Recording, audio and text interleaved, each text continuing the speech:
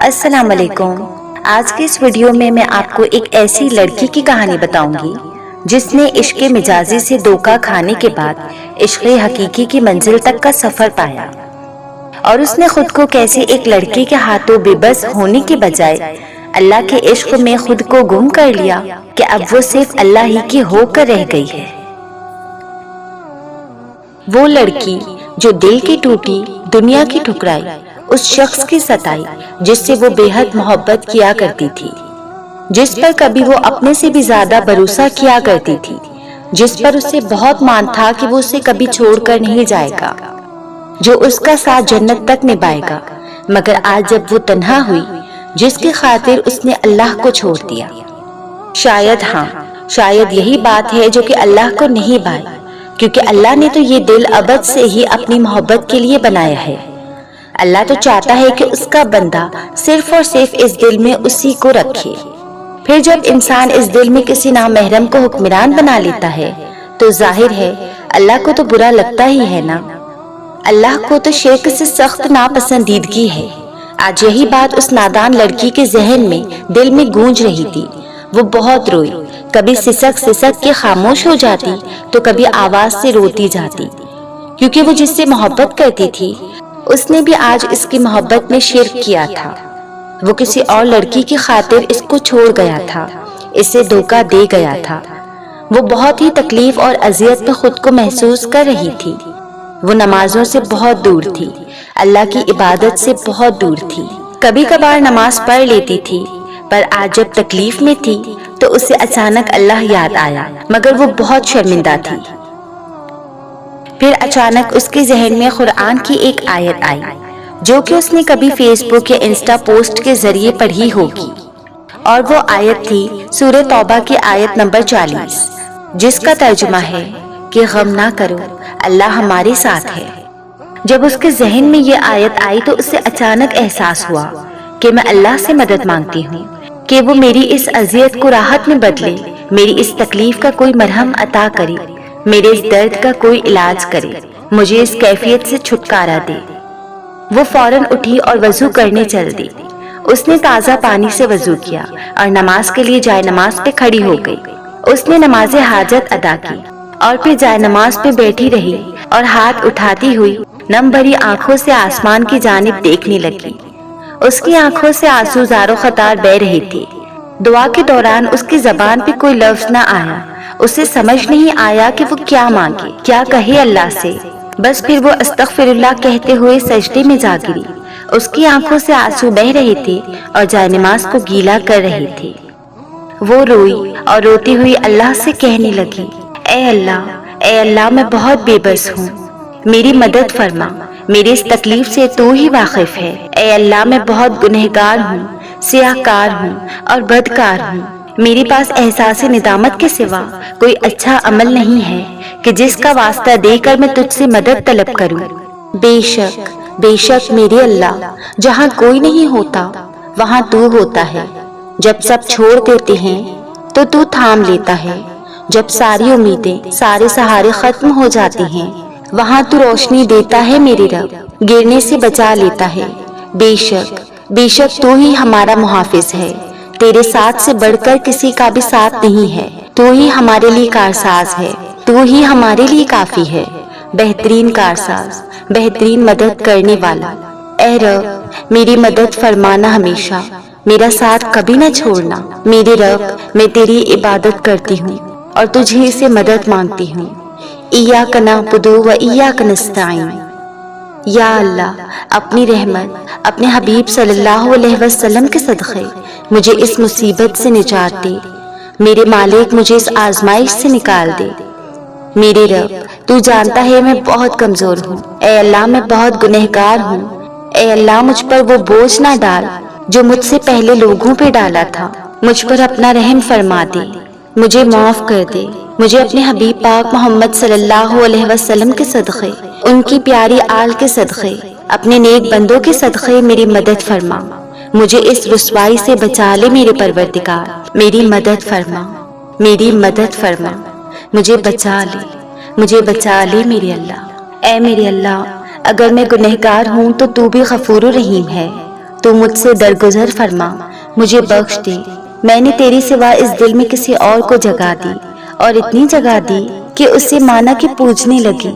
وہ کہتا دن تو میں کہتی ہاں دن ہے، وہ کہتا رات تو میں کہتی ہاں رات ہے۔ یا اللہ، آج مجھے میری اوقات کا اندازہ ہو گیا، میں کتنی بھٹک گئی تھی۔ میں نے اس انسان کو کتنا سر چڑھا دیا تھا جس نے مجھے صرف ایک اور عورت کی خاطر چھوڑ دیا۔ میں اتنی محبت کرنے کے بعد بھی اس کے دل میں اپنے لیے جگہ نہ بنا سکی۔ بے شک اللہ، یہ میرے ہی کرموں کی سزا ہے کہ تو آج مجھے اس قدر آزما رہا ہے۔ پر اللہ، میں اس آزمائش پہ پورا اتروں گی۔ میں اس بے درد انسان کو کر کے دکھاؤں گی کہ میں اس کے بغیر جی سکتی ہوں، اور میں اب اس دل میں تیرے سوا کسی کو نہ رکھوں گی۔ اے اللہ، بس تو میری مدد فرما۔ اس کے بعد اس نے عشاء کی نماز پڑھی اور پھر خوب اللہ کا ذکر کرنے لگی۔ اس کے دل کو مانا کہ سکون مل گیا تھا۔ پھر اس نے تہجد ادا کی اور اس طرح اس کا معمول بن گیا تھا۔ شروع میں تو وہ بہت روتی تڑپتی، جب اسے وہ یاد آتا وہ اللہ سے اللہ کو ہی مانگتی۔ کبھی کھلے آسمان تلے اللہ سے خوب گفتگو کرتی، کبھی سنبھل جاتی تو کبھی پھر شیطان اسے تنگ کرتا، مگر وہ اس آزمائش پر خوب کوشش کرنے کے بعد پورا اتری۔ سلولی اینڈ گریجولی وہ اپنی زندگی میں سیٹ ہوتی گئی اور اللہ کے قریب سے قریب تر ہوتی گئی۔ اب وہ اس لڑکے کو بھولنے لگی، کیونکہ اسے پتا چل گیا تھا کہ سچی محبت تو صرف اللہ کی ہوتی ہے، باقی سب محبتیں تو فانی ہیں۔ اللہ کی محبت کے سوا ہر محبت کو زوال ہے۔ اب وہ اس جملے کو اپنی زندگی میں پریکٹیکلی آزما گئی تھی۔ اب وہ صرف اللہ کی ہو گئی تھی۔ ہر وقت اللہ کا ذکر، نمازیں، عبادتیں، قرآن کی تلاوت، اللہ کے بندوں کا خیال، بس اب یہی اس لڑکی کی زندگی کا مقصد تھا۔ وہ تہجد گزار لڑکی اب اگر اپنی دوستوں میں ہوتی تو ایسی باتیں کرتی کہ ایسا کوئی زخم نہیں جس کی شفا تہجد میں نہ ہو۔ اب مانو کہ اسے تہجد سے محبت ہو گئی تھی۔ اب مانو کہ وہ اللہ کو اپنا محبوب بنا چکی تھی۔ اب صرف اللہ کی رضا اس کی رضا بن گئی تھی۔ اب صرف اللہ کی مرضی اس کی مرضی تھی۔ اب وہ اللہ کی مالا جپتی رہتی۔ اب اس کے سکون کی منزل صرف اللہ تھی۔ سبحان اللہ، سبحان اللہ۔ شاید یہ اللہ کا ایک منصوبہ ہی تھا کہ وہ اسے اس لڑکے کے ہاتھوں توڑوا کر اپنے پاس لایا۔ ہاں، بالکل ایسا ہی تھا۔ جب بندہ اللہ کے علاوہ کسی اور کا ہو جائے کہ وہ اللہ ہی کو بھول جائے جس نے اسے پیدا کیا، اسے کھلایا پلایا، چلایا پھرایا، اسے ہاتھ دیے کہ وہ کسی کا محتاج نہ رہے، اسے ہر طرح کی نعمت سے مالا مال کیا، اور پھر وہی انسان اللہ کو ہی بھول جائے اور اس دل کو کسی نامحرم کی محبت سے میلا کر دے، تو ظاہر ہے اللہ کو بھی جلال آنا تھا نا۔ اس نے بھی اسے اس شخص کے ہاتھوں دھوکا دیا کہ وہ سیدھا اللہ کی بارگاہ میں آ گری۔